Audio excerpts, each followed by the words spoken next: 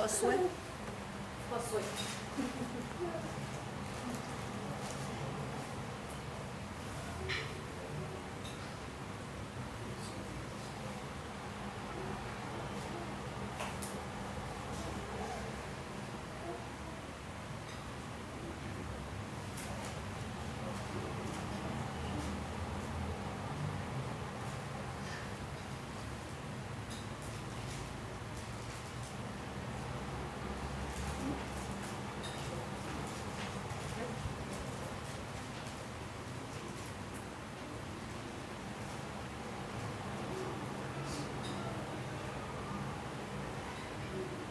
¿Qué hemos hace 8 días? Pues que Josué había enviado espías a Jericó. ¿Y qué pasó? Envió a los espías allá a Jericó para ver cómo podían ellos tomarse esa ciudad, ¿no? Correcto. Porque el Señor había dicho a Josué que tenía que pues, acabarse, destruir todo Ajá. Jericó, ¿Y qué más pasó? toda la maldad.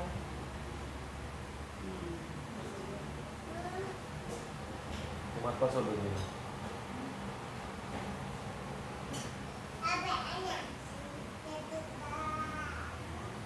¿Se acuerda?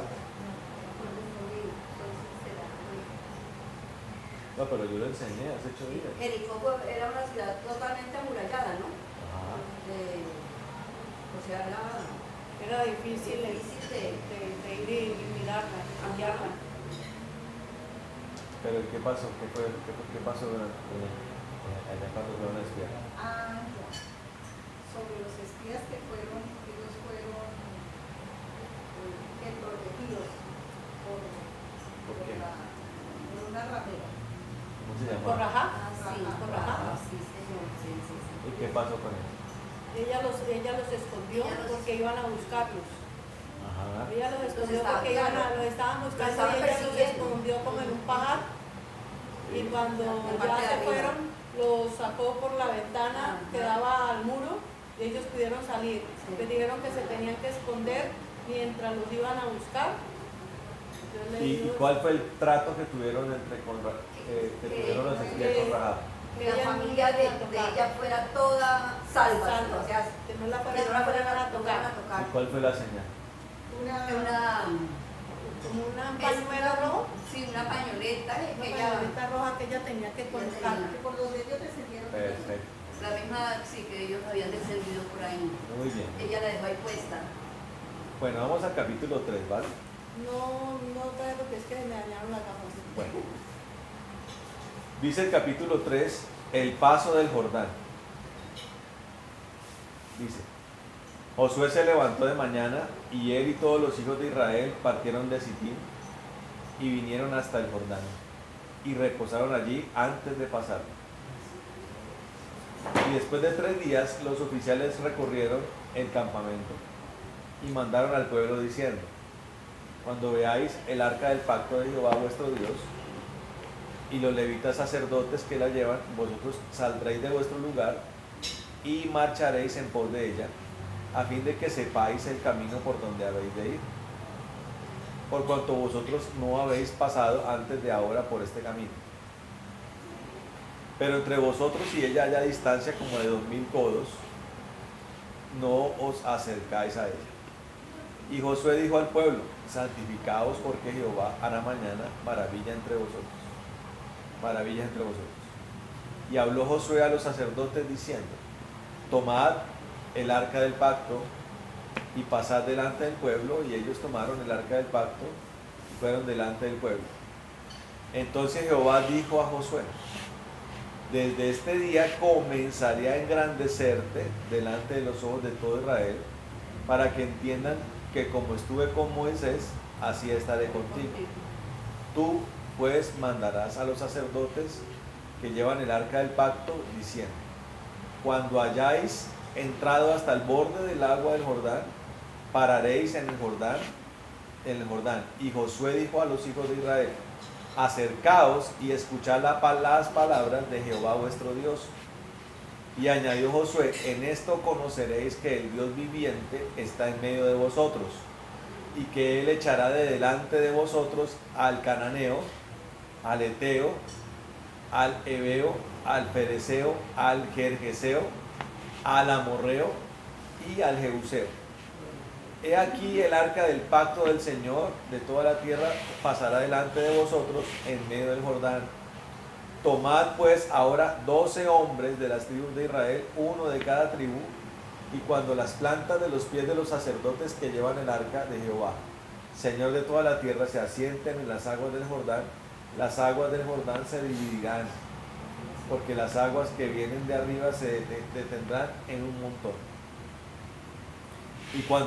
Y aconteció cuando partió el pueblo de sus tiendas para pasar al Jordán, que los sacerdotes delante del pueblo llevando el arca del pacto, cuando los que llevaban el arca entraron en el Jordán, y los pies de los sacerdotes que llevaban el arca fueron mojados a la orilla del agua, porque el Jordán suele desbordarse por todas sus orillas por todo el tiempo de la siega. Las aguas que venían de arriba se detuvieron como en un montón bien lejos de la ciudad de Adán, que está al lado de Zaretán, y las que descienden al mar de Arabá, el mar salado, se acabaron y fueron divididas. Y el pueblo pasó en dirección de Jericó. Mas los sacerdotes que llevaban el arca del pacto de Jehová estuvieron en seco, firmes en medio del Jordán, hasta que todo el pueblo hubo ubicado de pasar el Jordán, y todo Israel pasó en seco. Amén.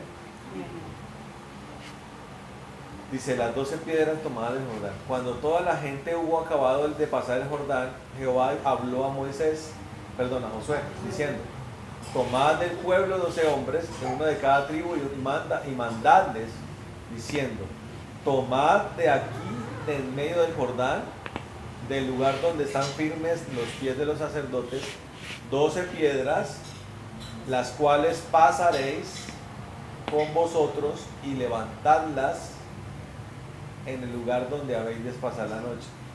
Entonces Josué llamó a los 12 hombres, a los cuales él había designado de entre los hijos de Israel, uno de cada tribu, y les dijo Josué, pasad delante del arca de Jehová vuestro Dios a la mitad del Jordán, y cada uno de vosotros tome una piedra sobre su hombro, conforme al número de las tribus de los hijos de Israel, para que esto sea señal entre vosotros, y cuando vuestros hijos preguntaren a sus padres mañana diciendo, ¿qué significan estas piedras? Entonces le responderéis que las aguas del Jordán fueron divididas delante del arca del pacto de Jehová.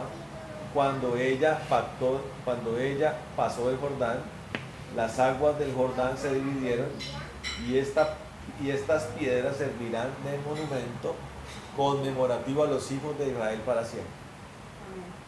Y los hijos de Israel lo hicieron así como Josué les mandó. Tomaron 12 piedras de en medio del Jordán, como Jehová lo había dicho a Josué, conforme al número de las tribus de los hijos de Israel, y las pasaron al lugar donde acamparon, y las levantaron allí.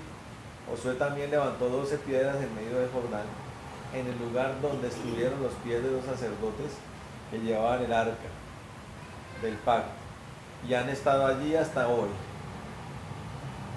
Y los sacerdotes que llevaban el arca se pasaron en medio del Jordán hasta que se hizo todo lo que Jehová había mandado a Josué que dijese al pueblo, conforme a todas las cosas que Moisés había mandado a Josué, y el pueblo se dio prisa y pasó. Y cuando todo el pueblo acabó de pasar, también pasó el arca de Jehová y los sacerdotes en presencia del pueblo. También los hijos de Rubén y los hijos de Gad y la media tribu de Manasés pasaron armados, según Moisés les había dicho. Como 40,000 hombres armados, listos para la guerra, pasaron hacia la llanura de Jericó delante de Jehová. En aquel día Jehová engrandeció a Josué a los ojos de Israel, y le temieron como habían temido a Moisés todos los días de su vida. Luego Jehová habló a Josué diciendo, manda sacerdotes que llevan el arca del testimonio que suban del Jordán. Y Josué mandó a los sacerdotes diciendo: subid del Jordán. Y aconteció que cuando los sacerdotes que llevaban el arca del pacto de Jehová subieron de en medio del Jordán, y las plantas de los pies de los sacerdotes estuvieron en lugar seco, las aguas del Jordán se volvieron a su lugar, corriendo como antes sobre todos sus bordes. Y el pueblo subió del Jordán el día 10 del mes primero, y acamparon en Gilgal, al lado oriental de Jericó.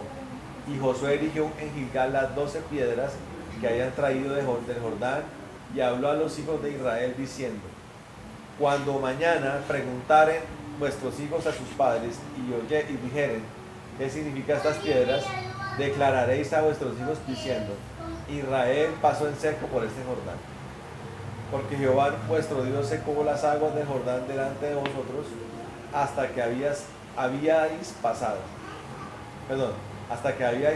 a la manera que Jehová vuestro Dios lo había hecho en el Mar Rojo, el cual secó delante de nosotros hasta que pasamos. Para que todos los pueblos de la tierra conozcan que la mano de Jehová es poderosa, para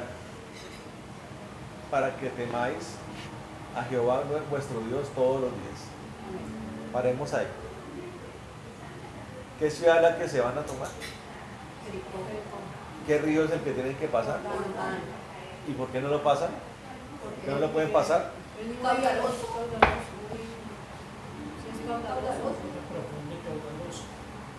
Correcto. Entonces, ¿qué hace el Señor? ¿O qué manda? Él manda que cuando los sacerdotes del pacto toquen el agua con sus pies, el río se separa y se seca, por decir así. Correcto.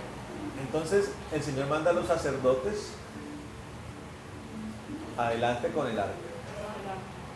El arca es donde reposa la presencia de Dios. ¿Sí? ¿Cuáles son las tres cosas que hay en el arca?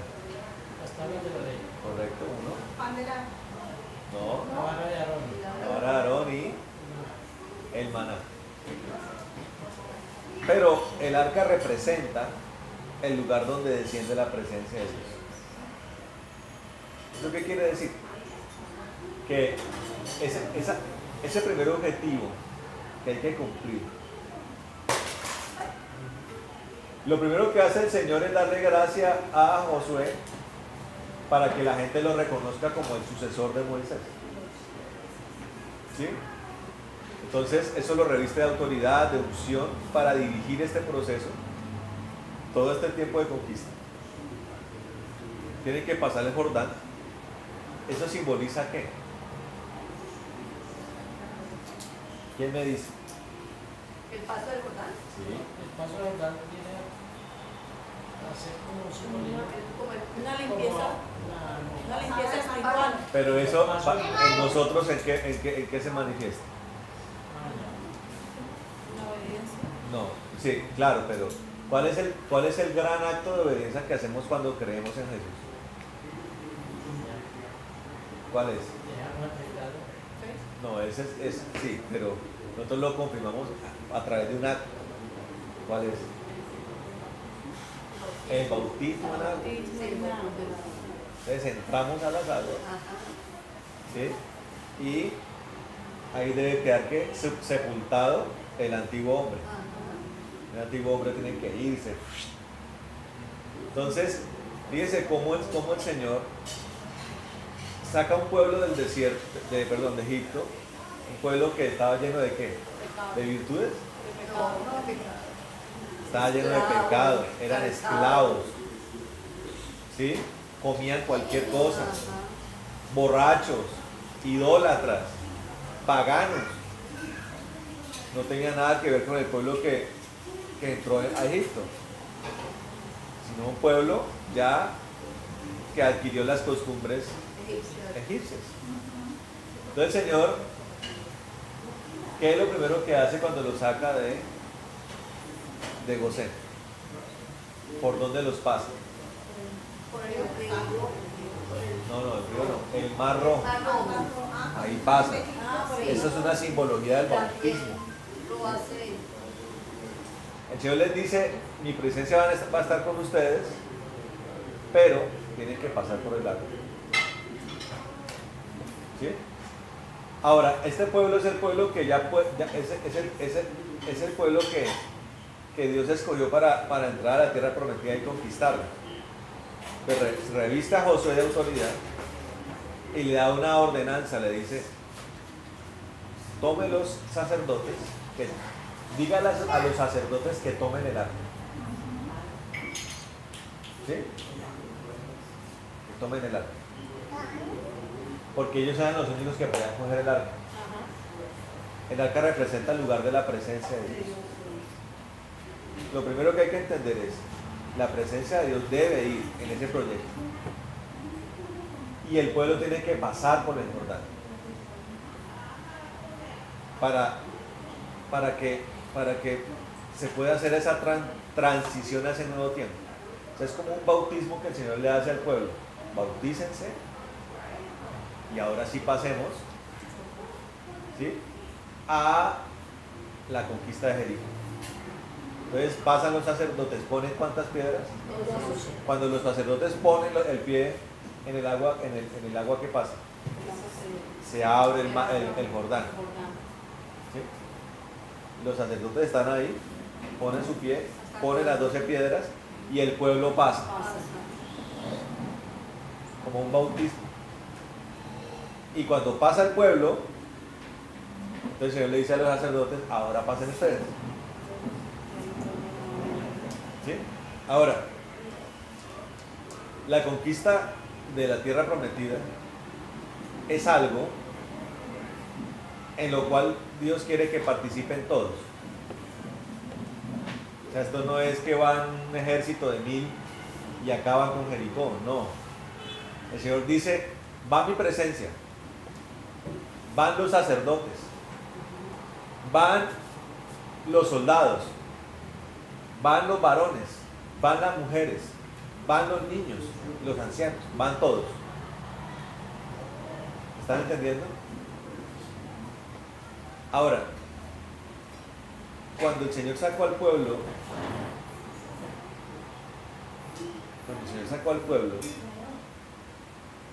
de Egipto, ¿qué era lo que Dios quería que hicieran?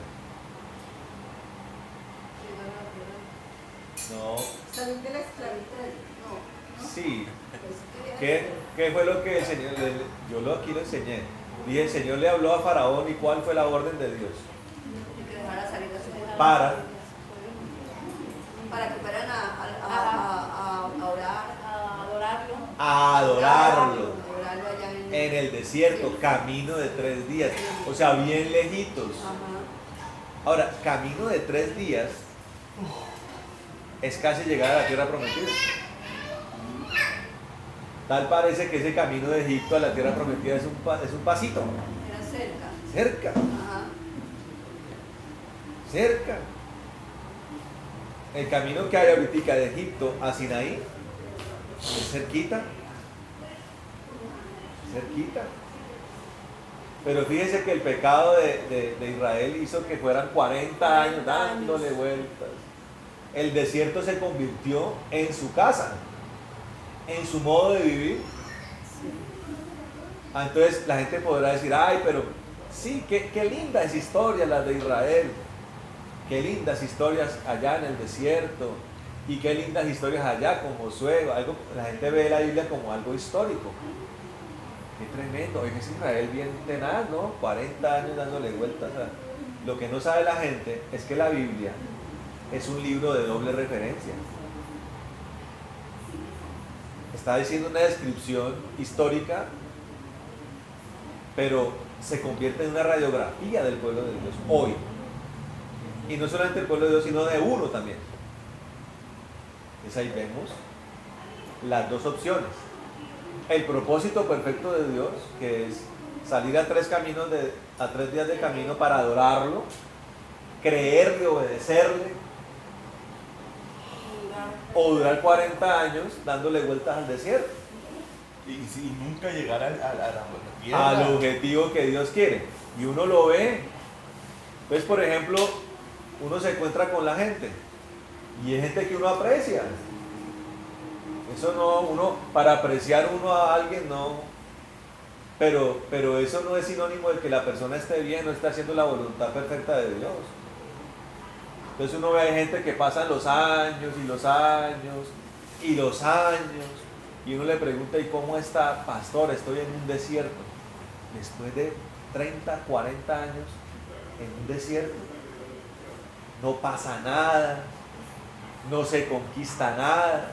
Claro, la gente sobrevive, trabaja, tiene su casa, ¿sí? Sus hijos crecen, pero no pasa nada. Entonces uno de una vez proyecta, la persona está dándole vueltas al desierto. Ahora, la gente puede decir, pero es que esa fue la voluntad de Dios.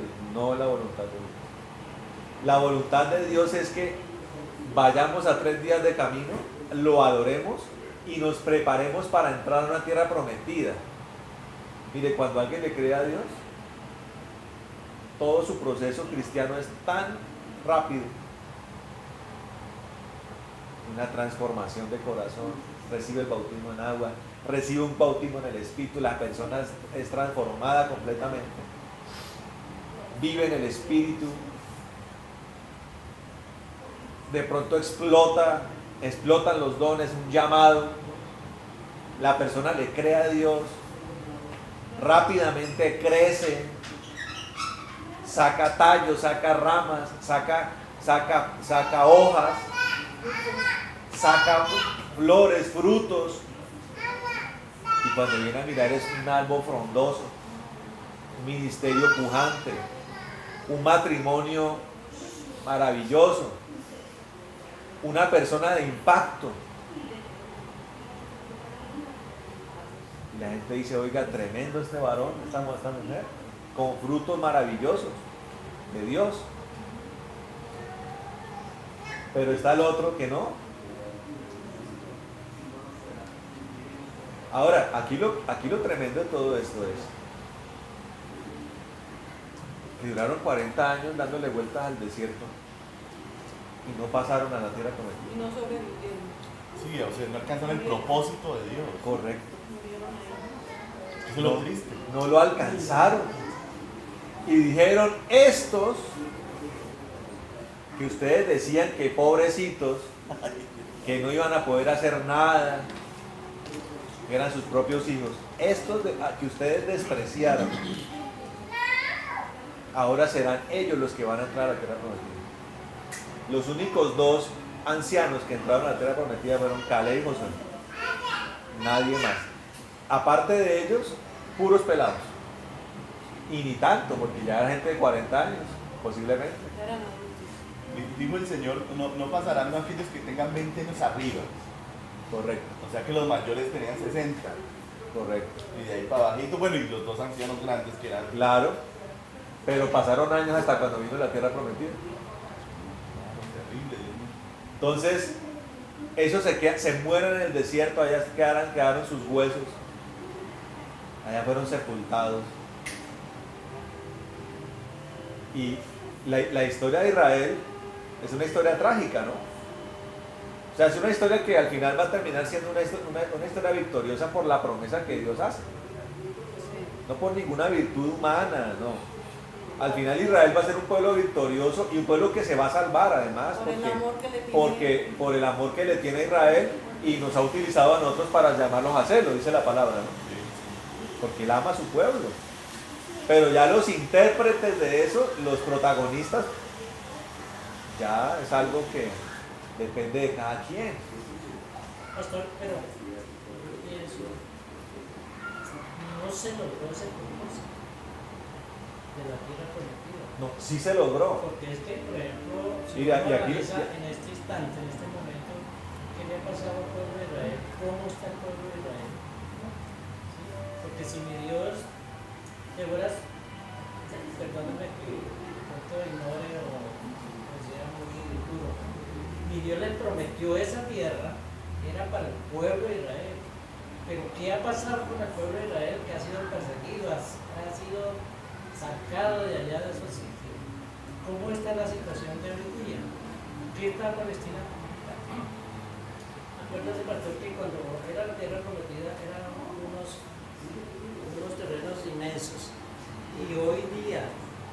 Palestina, lo que es Israel, está más pequeñito que el departamento de Huila. Es decir, que los otros pueblos enemigos lo han ido sacando, lo han ido invadiendo. ¿Y qué le ha tocado al pueblo de Israel? Partirse por todo el mundo. Entonces, ¿a dónde está esa promesa? ¿Qué pasó con esa promesa? Si esa promesa que Dios le hace al pueblo era para el pueblo de Israel, ¿qué ha sucedido? No, mire, usted bíblicamente Dios cumple la promesa. Y termina siendo un reino extenso en manos de David.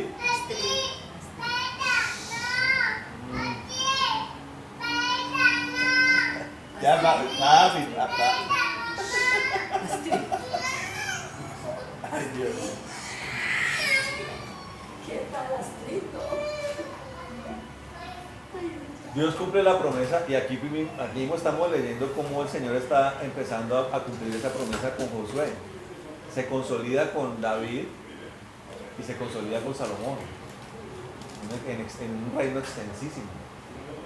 ¿Sí? Ahora, el problema es que Israel desobedece, cae en pecado. Ajá. Esa desobediencia fractura el reino de Israel y lo parte en dos. ¿Sí?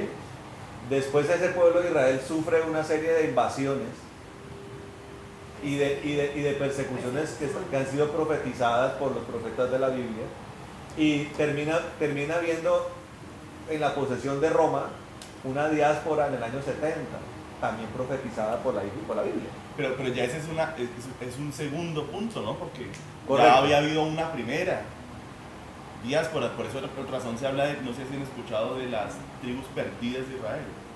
Las tribus perdidas de Israel son las 10 tribus que pertenecían al reino del norte y que el imperio asirio cogió y deportó, lo sacó hacia Siria y metió una gente ajena que aprendió en una parte la religión judaica y que luego en el Nuevo Testamento nosotros conocemos como los samaritanos.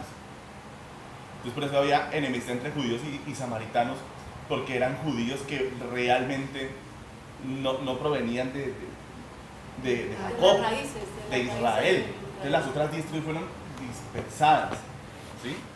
Y ya lo que dice el pastor Mauricio, ya luego en el año 70 es el cumplimiento de la promesa de Dios, porque es que hay que entender algo. La promesa de la tierra prometida es una cosa, pero en Deuteronomio 28 vemos la promesa también de que eso se va a cumplir si ellos cumplen con la ley de Dios y son fieles a Dios. La cláusula que hay. Exacto, entonces eso es lo que se llama una promesa sujeta a condición. En la Biblia hay promesas que son condicionales y otras que son incondicionales, ¿sí? Entonces la promesa de Dios de cumplir ese tipo de promesas es condicional. Moisés dijo: si ustedes hacen todo lo que Dios les mande, Dios les va a cumplir, serán benditos, así. Deuteronomio 28. Pero luego dedica como 40 y pico versículos, parece terrible, para decir: pero si ustedes no cumplen, y empieza a arrojar las maldiciones. Parte de esas maldiciones era que ellos serían tirados entre las naciones. Ajá. Y peor aún, Dios les dijo: si ustedes no me cumplen el pacto que hacen conmigo hoy, voy a hacer de ustedes un refrán. Y a mí me impacta, ¿por qué? Porque hay un refrán que dice: usted anda como el judío errante. Ah, sí. Entonces mire, ¿qué es lo delicado? Sí, hay una promesa de bendición, también como nosotros, Ajá. pero también hay promesas de maldición. Maldición, claro. ¿Mm? Entonces, ¿qué pasa?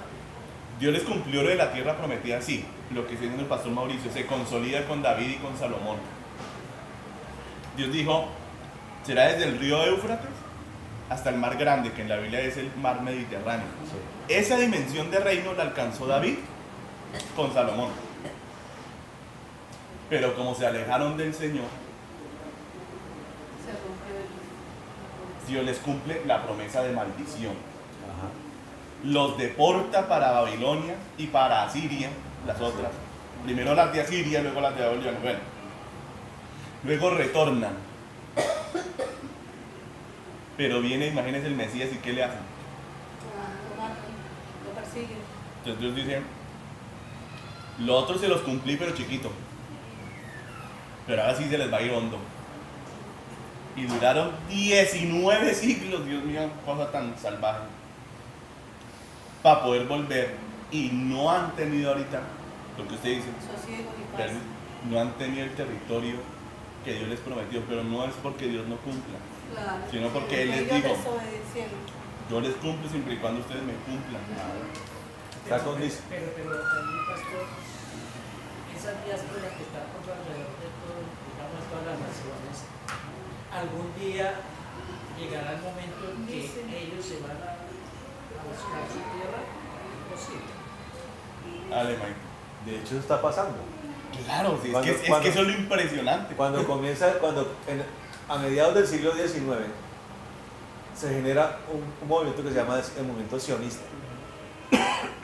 ¿Qué dice el movimiento sionista? Bueno, aquí tenemos las escrituras, que para ellos es la Torá, y los libros históricos y proféticos, que dicen que esa es nuestra tierra. Ahí está el pacto de Dios. ¿Sí? Ellos dicen, bueno, sí, históricamente fallamos a Dios, pero ellos saben que Dios es un ser de misericordia. Entonces dicen, vamos a empezar a organizarnos para retornar Retornar a Israel. al territorio de Israel. Entonces, finalizando el siglo XIX, comienza una serie de éxodos hacia la tierra que en ese momento era posesión britano-francesa, Palestina. ¿Sí? Había petróleo, había una serie de cosas allá. Ellos llegan allá y comienzan a movilizarse, comienzan a llegar miles y miles de judíos a Palestina, y eso comienza a ser un problema porque en ese punto están los colonos franceses y británicos y están los árabes. Dicen, bueno, ¿cómo así? Entonces nos están llegando acá, ¿de aquí cuándo? Ellos no estaban es que en otros lugares, y ahí comienza una batalla, que se complica con un tratado que se llama el Tratado de Balfour. Es un tratado donde los británicos y los franceses dividen eso chambonamente y generan problemas que hasta el día de hoy existen con las divisiones territoriales. Ahora, viene la Primera Guerra Mundial, viene la Segunda Guerra Mundial, que realmente, históricamente, la Segunda Guerra Mundial es el desenlace de la Primera, porque fue una tregua, pero en medio de eso surgen movimientos de tipo fascista, que entre esos el nazismo, que tiene una clara política antisemita.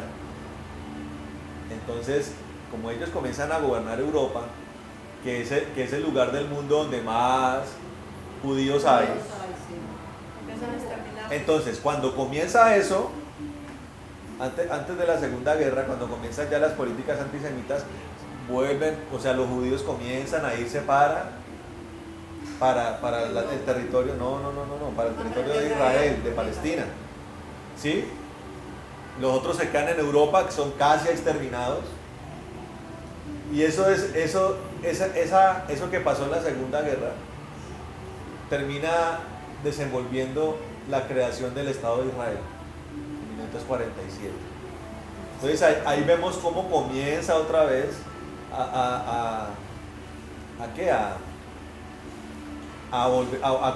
otra vez a reanudarse la estructuración de la nación de Israel. Y en el 48 Y desde el 48 hasta el día de hoy, las batallas han sido para tomar posesión de lo que dicen ellos que les pertenece. Pero no ha sido sencillo. Hubo una serie de guerras, la guerra de los 6 días, ¿sí? La guerra de Yom Kippur, donde tomaron los territorios las colinas de Golán, ¿sí? Y ahorita está el tema de Cisjordania, que es el territorio donde ellos crearon los guetos de los palestinos, y ellos lo hacen aduciendo los derechos que ellos tienen, ¿sí? Ahora lo que quieren hacer es tener posesión completa de Jerusalén. Eso es un problema que no es tan fácil de resolver, pero que la resolución de eso va a estar en la Biblia, está en la Biblia. Cuando venga el Señor y establezca su reino. En estos días hubo un muerto y todo ahí en Jerusalén. Porque el lugar donde va a reinar Cristo 1000 años va a ser en Jerusalén. Sí, también en Jerusalén. Va a ser el rey ahí, ahí va a tener su trono. No será un edificio donde el Señor gobernará y volverá otra vez, ya con el remanente que haya quedado, ya en un remanente judío, netamente judío, sino ya un pueblo convertido que reconoce a Cristo como rey, entre esos gentiles y ya judíos convertidos. Eso es lo que trae el nuevo milenio, la consolidación de un solo pueblo, de reyes y sacerdotes de todas las naciones del mundo que creen en Cristo. Y ahí se establece un reino terrenal en Jerusalén y un reino terrenal llamado Israel. Pasará ese milenio, se terminará con una batalla terrible, la tierra quedará destruida, pero vendrá ya un reino celestial que es realmente el objetivo principal profético, que es el reino de los cielos. Sí, es como la gran tierra prometida. Es la gran tierra prometida. La gran Jerusalén. Jerusalén es la capital. Sí. El reino es una cosa vastísima, o sea, nosotros ni siquiera nos lo podemos imaginar. No sé qué tan grande será eso y qué dimensiones, si podría tener esas dimensiones también. Entonces ahí vemos el cumplimiento del Señor. O sea, Israel incumple, sufre las consecuencias justas además de la desobediencia, pero por medio de Cristo el Señor, Dios tiene misericordia y consolida una nueva nación que es por fe y por gracia, ¿sí? Que vendrá a recibir los beneficios, de las promesas de Dios. No sé si queda claro. O sea que en últimas el Señor va a hacer todo el cumplimiento de su promesa a todos aquellos que hayan creído en Jesús. Lo convierte en el gran objetivo. Y vea que el Señor manda maldición al que hable mal de su pueblo, de su Israel. Pues claro, porque eso es vigente. Él no perdona Israel eso. pudo haberse portado como sea, pero el que maldiga a Israel tiene un problema con Dios. Porque Israel es un caso que maneja Dios personalmente. Es su pueblo, es su nación. Entonces, volviendo a lo que estábamos hablando, Dios hace el llamado a que le adoremos y a que cumplamos un llamamiento, ¿sí?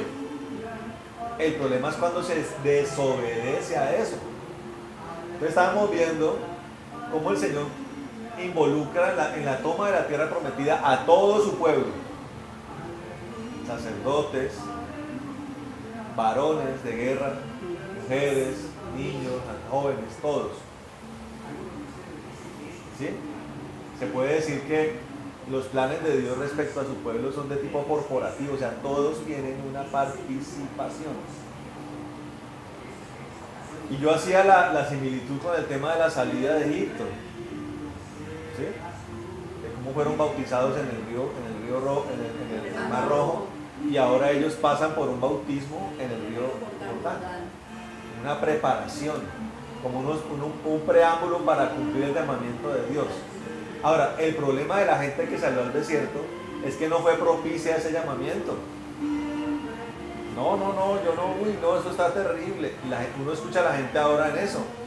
Eso de ser cristiano es terrible. Pastor, pero yo no quiero eso. Evangelista, a mí ni me miren. Entonces yo meditaba porque yo decía, Señor, ¿será posible que uno rechace el llamado tuyo y pueda uno seguir considerando que uno es salvo?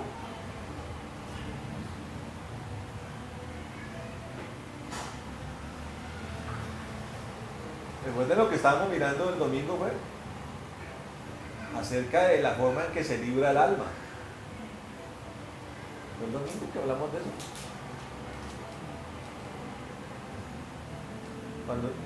Como no me acuerdo si fue en una reunión, donde yo hablaba acerca de que cuando nosotros predicamos la palabra y sancionamos al impío y al creyente que se desvió. La palabra de Dios dice, librarás tu alma. Ah, el martes. El martes. Librarás tu alma. ¿Cómo así? Si uno no lo entiende, dice, bueno, entonces voy a ponerme a predicar para salvarme. No. Lo que pasa, como dice Santiago, es una fe sin obras es muerta. ¿Y una fe muerta qué? Una fe muerta es inexistente. ¿Qué puede uno desatar del cielo con una fe muerta o sin fe? Nada. La palabra de Dios dice, sin fe es imposible agradar a Dios. Entonces, el apóstol Santiago dice, las obras deben ser la corroboración de la fe, la consecuencia natural de la fe. Entonces, Dios nos salva. Miren, toma la salvación, creíste en Cristo, toma su salvación. Pero por naturaleza, eso tiene que tener una reacción. La salvación debe tener una reacción natural de entrega a Cristo. Sí, así es. Me entrego al Señor. Él es mi Señor. Y cuando uno dice Él es mi Señor, está uno diciendo, Señor, me pongo a tus órdenes. ¿Qué quieres? Y básicamente el Señor dice, ahora quiero que tú me colabores para que lo que yo hice contigo se haga con otras personas. Así es. Entonces Él hace un llamamiento general a toda la iglesia, donde como mínimo tenemos que hacer discípulos.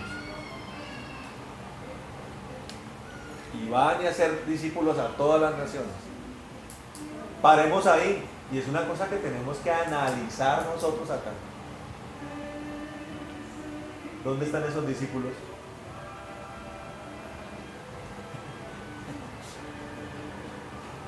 ¿Dónde están? ¿Cómo se llaman? ¿Qué nombres tienen? ¿Dónde viven? ¿Cuántos años tienen? ¿Son familias enteras? ¿Dónde están? Cuando un árbol empieza a crecer el tallo y reverdecer y florecer y fructificar, una de las cosas más notorias es que la reproducción, la reacción en cadena del poder de Dios es notorio. Pin, discípulo, pin, discípulo, pin, discípulo, pin, se empieza a fructificar el huerto. Sí, tataranietos Sí, espirituales. uno se mira y hay bisnietos espirituales, cosas que uno mejor ni lo analiza porque no lo entiende uno. La pregunta mía es, ¿dónde están esos discípulos, queridos hermanos? Y yo le digo una cosa, cada quien lo sabe, pero si el saldo es en rojo, tendremos que preocuparnos. Y yo le digo una cosa, la preocupación no es llenar aquí la iglesia.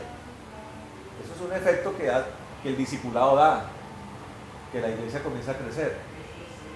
La preocupación de un saldo en rojo es que qué tal que pase el maestro de Israel pidiéndome fruto a mí y no tengo. Claro, sí.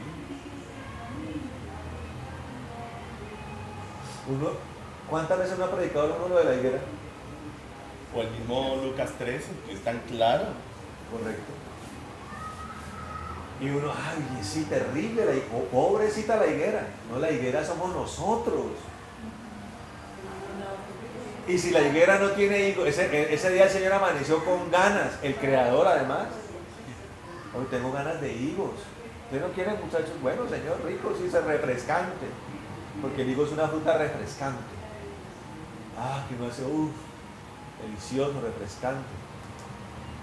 Fue donde la higuera, no fue donde el aguacate, ni donde la manzana, ni donde el peral, fue a la higuera. Conforme a la necesidad del Señor, allá va el Señor. Y fue a la higuera y tú qué, es como loco, ese hombre como loco hablándole a la higuera, pues el Creador. Él le puede hablar a un elefante, él le puede hablar a un cerro, a un volcán, le puede decir volcán explota o volcán no explotas. Sí. Así de sencillo. Y si el Señor dice volcán no explota, el volcán tiene que hacer ¿No han visto? Ya casi, está a punto de estallar el Galeras. Entonces la gente de Pasto comienza a mirar si sale corriendo, Los indígenas dicen que no porque sea su tierra, que si el volcán explota entonces se tienen que morir. Es como es una locura, ¿sí me entienden? Pero de repente, uno no sabe si hay gente por allá cristiana que está diciendo, Señor, ten compasión de nosotros, de tu pueblo. Si ese volcán está allá, nos acaba. Entonces el Señor escucha esa oración y dice, no, sí, ¿sabes que sí? Volcán, quieto, el volcán, y pasan años.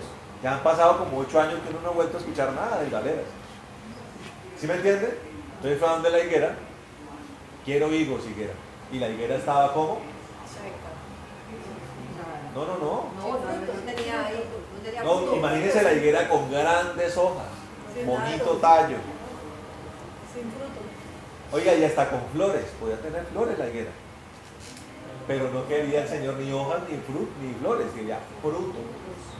Y la higuera no le proporcionó. Ahora, ahí lo tremendo está en que el Señor, la palabra dice que fue como fuera de tiempo. Sí, que no era tiempo de higos. dice. No era tiempo, oiga, y miren esto. ¿Eso qué quiere decir? Que el Señor se especializa en hacerlo cuando uno menos se lo imagina. Sí, porque si uno analiza, yo lo he analizado, que los árboles tienen una época, florecen, dan sus frutos y esto. Como aquí, por ejemplo, los Los manguitos que ya están mangos, entonces sale la florita blanca, esa del mango, después comienzan los mangos a salir. O el pomarroso, se Pero- sale. Pero entonces, es que, bueno, pero es que Porque uno ya hemos analiza aprendido la una cosa. racionalidad. Un solo texto no sé qué. Doctrina, ¿no? Entonces, coges el otro texto, Lucas 13, donde aparece una higuera en medio de un viñedo. Y dice la Biblia que Dios hace una inspección anual. Sí, cada 3 años. Ah, no, anual. Anual. Sí, Sino que ella llevaba 3 años inspeccionando y perfecto. Y nada. Entonces, o sea, bíblicamente, ¿cuándo es la inspección anual? ¿Quieren saberlo o no? ¿Sí? El día del juicio. ¿Cuál es el día del juicio? Estamos frente a Dios. No. No, hay un día de juicio anual establecido en la ley de Moisés, donde es el día de la expiación, o sea, el día del juicio y día de la expiación. María Paula. Me corché a la intercesora. Bueno, y Astrid se salvó porque anda desaparecida, ¿no? Pero póngalo en su mente para que nunca se olvide. El día donde Dios visita a su pueblo con juicio, o sea, con regla, con linterna, con plomada. ¿Sí? Es el día de Yom Kippur. Yom Kippur con Yem. De ese día todo el pueblo de Dios ayuna, buscando que Dios remita los pecados del año, porque ellos saben que pues, todo el año tuvieron sus cuenticas pendientes, ¿sí? Pero entonces, ¿qué pasa? Está lindo que el pastor Mauricio, ¿verdad?, nos confronte de parte de Dios a todos. Hombre, en vez de esperar al Yom Kippur y que sea Dios el que le diga a María Eugenia, bueno, María Eugenia, rendición de cuentas, vamos a revisar su vida, cómo estamos de fruto. Qué lindo más bien esta noche uno solito por allá decir, bueno, pero el pastor Mauricio les va a enseñar las áreas de fruto, porque resulta que eso tiene varias caras, por decirlo así, varios rubros, varios ítems, donde uno tiene que cuidarse de no irse en rojo en ningún punto. Pero ahí cada uno en su conciencia tiene que decir, bueno, Señor, miren, Yom Kippur va pegando este año por ahí tipo septiembre, octubre, porque también tiene que ver con Rosh Hashanah, o sea, con la cabeza del año. Termina el año con juicio, Sí. pero comienza el año con misericordia, porque Él es así de lindo. Entonces, cuando uno entiende los ítems y las áreas donde está falto, entonces toca ir a Él y decirle, como dice la Biblia, ten paciencia de mí, Señor, y ayúdame, y échame una abonadita para ver si yo agarro como enjundia, porque Triple 15 que Porque- porque yo como que no cojo. Entonces, cuando uno es sincero con Dios, Dios responde a esa oración. sí. A la de la sinceridad, de decir, bueno, Dios mío, mi carácter está flojo. O, Sí, sí. Señor, mi carácter ha mejorado mucho. porque eso es un área del fruto que ya el pastor les va a enseñar. Pero discípulo, Señor, no he convencido yo al perro de la esquina con una libre de carne en la mano. Eso sí es grave, imagínense. No convenció a mi hermana. Pues claro, ¿sabe por qué? Porque el vendido perro es vegetariano. No. Mire, yo les digo una cosa. ¿Ya saben cuáles son unos 4 tipos de frutos? Yo lo he hablado. Eso, pero mejor hablarlo así para... El primero es el fruto de arrepentimiento. O sea, ¿cómo está el pecado en su vida? ¿Qué tanto pecado en su vida? Haga ahí un balance. Entendiendo los pecados, ¿no? El pecado por acción. O sea, en lo que usted está accionando mal. 1. 2. El pecado hablado. Lo que usted está hablando mal. 3. El pecado del pensamiento. Nadie lo ve, pero mejor dicho, usted allá adentro tiene su tema. Nadie lo sabe, Dios lo sabe. Y 4, el pecado del que está hablando ahorita el pastor Mauricio, que queda en Santiago, que es el pecado de la omisión. Que es cuando yo al impío pasar y me quedo callado. Ese es pecado de omisión. Entonces, el tipo se muere, dice la Biblia, pero la muerte de él me es echada la culpa a mí. Y eso es lo que miramos en Marcos. O sea, es el equivalente a verlo matar. Claro, Pero eso- si yo le aviso, entonces el tipo se muere y la culpa de su muerte es de él. Claro. Es que eso es lo tremendo de uno hablar o no hablar las cosas de Dios, hablar la palabra. Que uno está siendo partícipe de un deceso. ¿Sí? Y Dios dice, bueno, lo atravesé por su camino. Y no le hablaste. No le habló, no le dijo, no utilizó los talentos que le di, los dones para ayudarlo. Porque recuerden que no solamente predicar la palabra, sino que los ganchos que Dios utiliza para venir a él la gente son varios. Está la oración por el enfermo, está la oración por una necesidad, por un milagro, por una liberación. ¿Me está entendiendo? Todo eso es lo que hace que la gente quede anclada a Cristo. Entonces, ese es un balance que uno tiene que hacer. No copie ni un fruto. Primero es el fruto digno de arrepentimiento. Espere, que se me vuelva a perder. Como no tengo las gafas de cerca. El segundo es Primero arrepentimiento. no fruto de palabra, es fruto de labios. El segundo. Segundo. Fruto de labios, una vida de alabanza, de glorificación a Dios con mi boca, permanentemente. ¿Sí me entienden? Tercero, fruto del Espíritu Santo, con sus 9 áreas. Está en Gálatas 5:22. ¿Sí? Mansedumbre, templanza, paciencia, amor, fe, benignidad, bondad, paz, gozo. ¿Sí?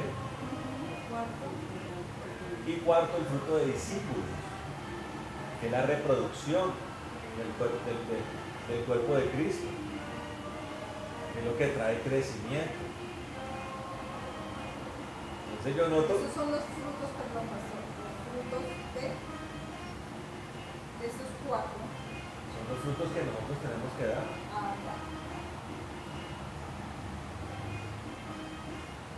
Entonces tenemos que empezar a mirar cuál tenemos, ¿Cuál nos falta? ¿Cómo si es está? abundante, si es escaso, si hay, si no hay. Y empezarnos ya a enfocar en dirigir nuestra vida a que esos frutos comiencen a aparecer. Pero yo creo que el énfasis que Dios está dando en este tiempo es fruto de discípulo. Porque es indudable que mis hermanos, sobre todo los más perseverantes, están dando ya fruto en otras áreas. Pero Él está empezando a decir, bueno, ¿y qué pasa con las almas? ¿Qué está pasando? ¿Qué es lo que se necesita para que lleguen a ese punto? ¿Qué es lo que lo está impidiendo? Ahora el pastor hablaba, por ejemplo, de abonar. Bueno, pues abonemos. Porque uno sí le habla a algunas personas que no. Sí, yo por lo menos lo hago. Pero no le da como esa importancia que uno quisiera, como para uno intercambiar con Pues ellos, ¿no? De porque poder de hablar. todas maneras, yo le decía por lo menos a mi hermana que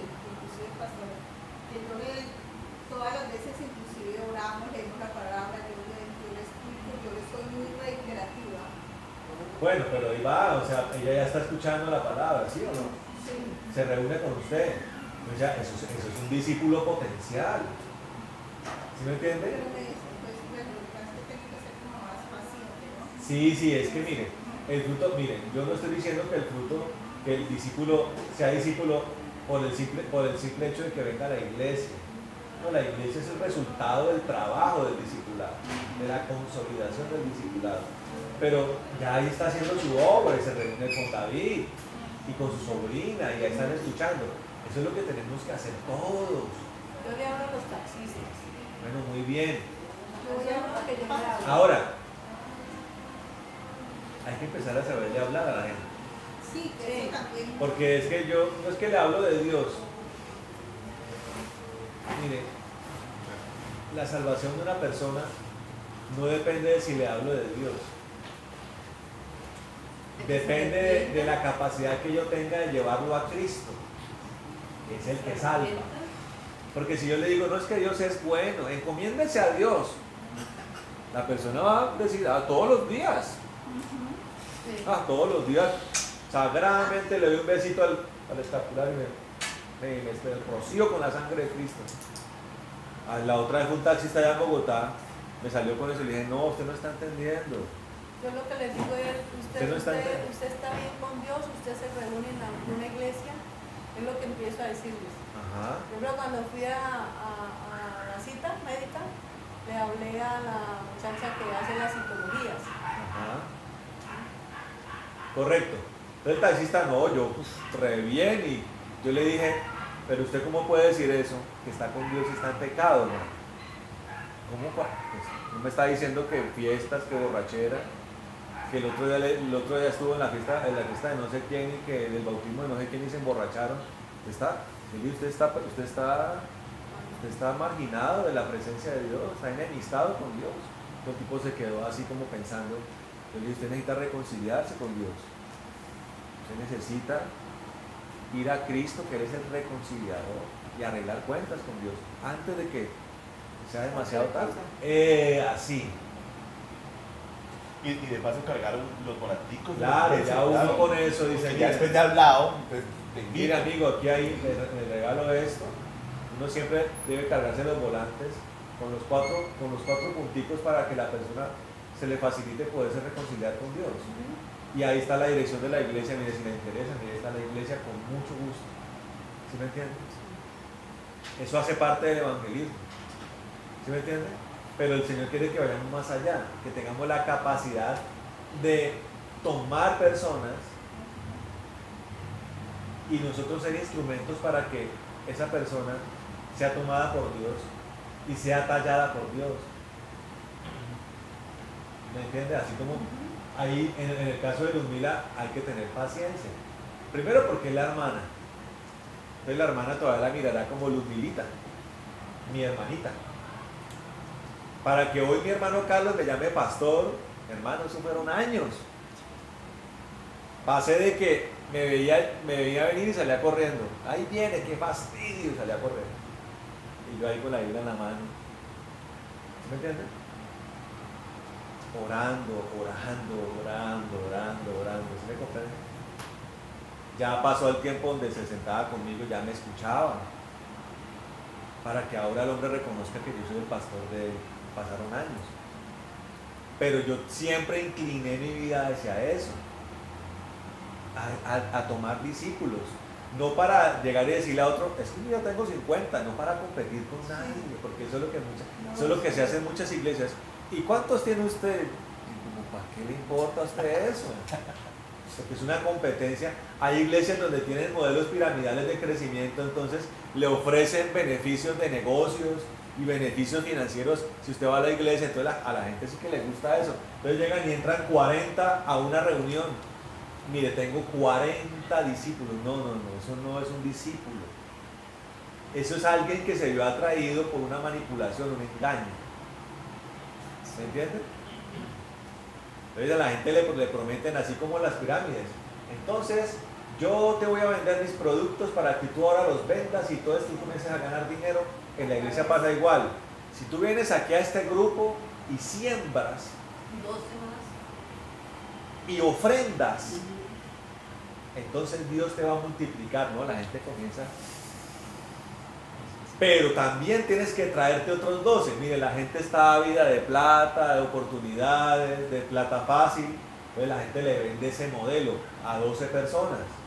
Mira, aquí la cosa es buena. Te vas a beneficiar financieramente Va a tremendamente. ser bendecido. Entonces cuando vienen a mirar, hay 10.000 personas en la iglesia. ¿Cuántos de esos son discípulos? Muy pocos. Eso no es lo que Dios quiere. Quiere discípulos reales, que se conviertan como en hijos de uno, que uno tenga que cuidar, que alimentar, por los cuales uno ore, a las cuales uno le enseñe lo que ya uno debe saber en la palabra. Y las demás cosas se van dando